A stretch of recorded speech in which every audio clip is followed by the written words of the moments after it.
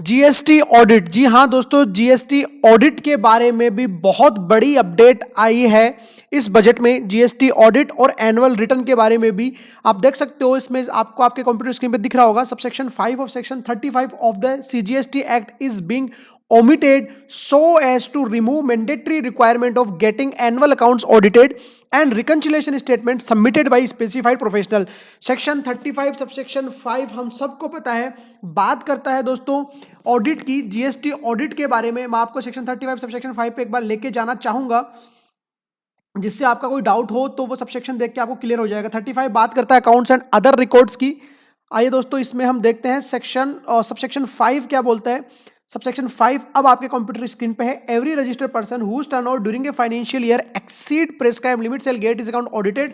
तो यहां पे ऑडिट की बात होती है कि आपको ऑडिट करवाना मैंडेटरी है अगर स्पेसिफाइड लिमिट से आपका टर्नओवर ऊपर जा रहा है तो। बट अभी बजट में इन्होंने इस सबसेक्शन को ही रिमूव कर दिया है, इसका मतलब आपको ऑडिट करवाने की जरूरत नहीं है। इसके साथ साथ उन्होंने सेक्शन 44 में भी बदलाव किया है जो एनुअल रिटर्न की बात करता है।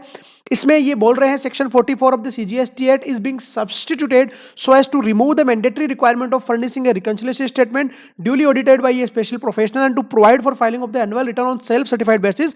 It further provides for the commissioner to exempt a class of taxpayer from the requirement of filing the annual return. तो दोस्तों इसमें कमिश्नर को पावर दिया गया है कि आप स्पेसिफाइड क्लास ऑफ पर्सन को आप एग्जाम्प्ट कर सकते हो एनुअल रिटर्न फाइलिंग के लिए।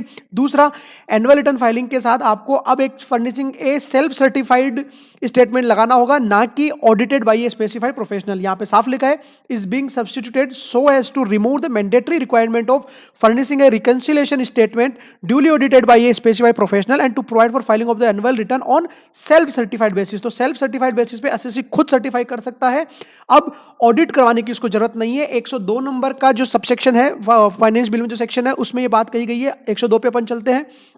ये आप देखिए 102 for section 44 of the GST act the following section shall be substituted.